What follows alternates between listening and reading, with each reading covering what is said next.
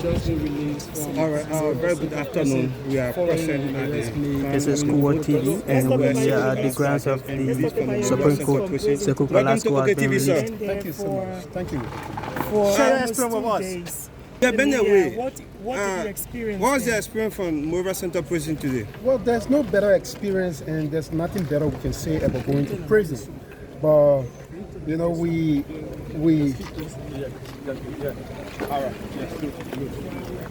there's no better explanation we can give when the rights of citizens are violated. And I was arbitrarily picked up on the street by people designated, according to them, by the police director, and without any association of being on protest ground. But like I said, even I was at the protest ground, it is guaranteed under the law of our country that citizen has the right to petition their lawmakers. So why would you be arresting people because you claim that they were protesting and they wanted to go and see their lawmaker, and they indiscriminately go around and arrest people? As a matter of fact, where were I arrested? I was picked up, I got down from my vehicle. I was never at any protest site. I got down from my vehicle at Total gas station to go and get gas in my car. Got down, while standing to the gas station, I saw 2-3 pickups of police coming to me, hitting me with gun, hitting me and holding me from all angles. As a matter of fact, I was glad yesterday that while I was at Central Prison, I had international human rights, I had the European Union, I had everybody going there to interview or talk to me about why is the reason that I'm incarcerated. Look, we believe clearly that Mr. Weah is not proceeding rightly. Mr. Weah is bringing us back. He derailed the process of peace in our country. For you to arbitrarily go in the street and start arresting citizens because you are targeting people, you are targeting opposition political opponents, only because you want to silence them, is unfortunate. But this will not go unnoticed. I come from a political institution. We will be taking issues with those responsible. My party is doing an official communications on why I was arbitrarily and singled out by the police. And I was not only singled out by the police. I had people at the police station. When I was at the police cell, there were police people that went to the police cell and intimidated me, saying that I'm a rebel. I know him very well, and I said that to our international partner.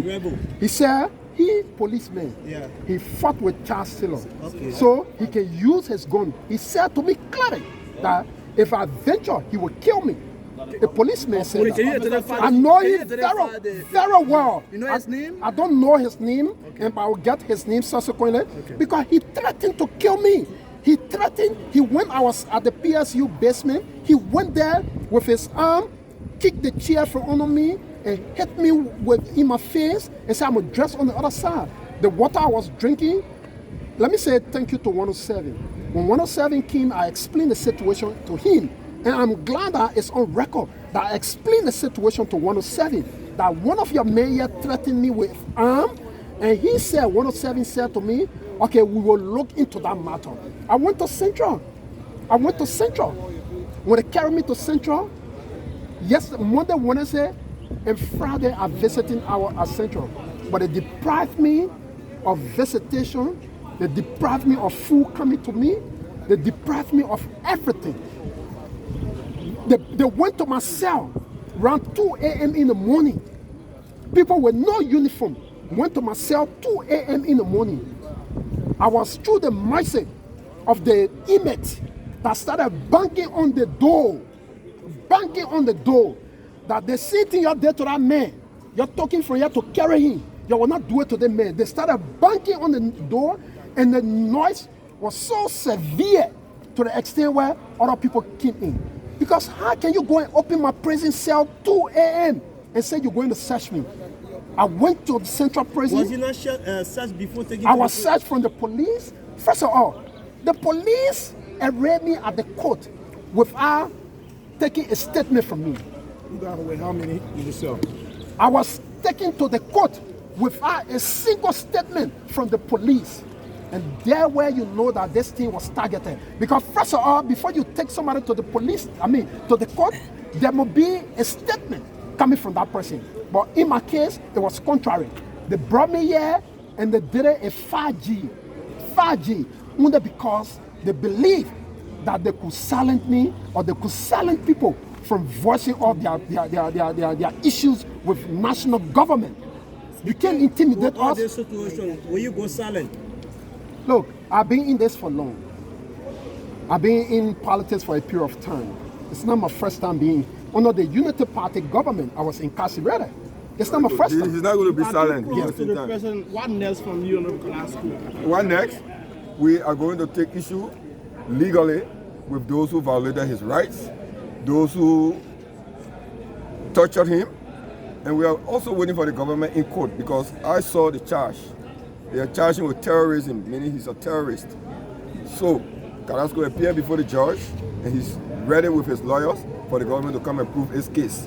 That aside, the arrest was illegal and we will file a countersuit for that. There's the last thing I want to ask, the weight of the bill, of which is being filled out, the quantity that I want to know.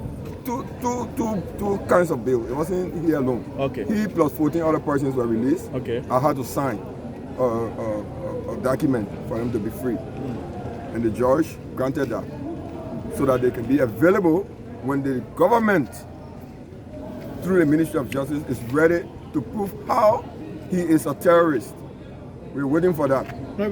We will not allow the judiciary to be used by anybody for their own tyranny. We'll not allow that. So he has a right, if he were protesting, as they are saying, he has a right to protest, a constitutionally guaranteed right. So why arrest him? Who do you feel is missing the judiciary, like you said? Mr. Boaga and his government. Who else? So could I go back to you? You said it's what we call tyranny. Tyranny. To file frivolous suits, frivolous arrests, so that somebody gets intimidated. That's what I'm talking about. And it's not acceptable. We have a democratic country and we have to keep it as such. The president talked about rule of law yesterday. Who is the greatest violator of the rule of law? He is. Who disrespects the Supreme Court? Who fires people who are tenured? Who's arbitrary? It's a rhetorical question. As a former journalist myself, I'm the interviewee. I cannot interview the interviewer, that's you. So when I'm speaking, if I have a question for you, it's a rhetorical question that will end with the answer. I'm a journalist by training. I'm no more a journalist, I'm a politician. So who's doing all of these things? Nobody but Mr. Boaga himself. So if you're talking about rule of law, is there any plan scheduled for this case? When are you coming back? It's up to the court. Once they schedule the case, Mr. Damaro will be in the court with his lawyers. Okay. Thank you so much. So that's Sekou Kalasco. That's Sekou Kalasco, and former maritime boss and former information minister Len Eugene Nambwe, making some clarification, and they also saying they're going to file a lawsuit against the government for the illegal arrest of Kalasco and some of the charges that were leveled against him. So that's it. This is Kowa TV. I'd like to say thank you for watching.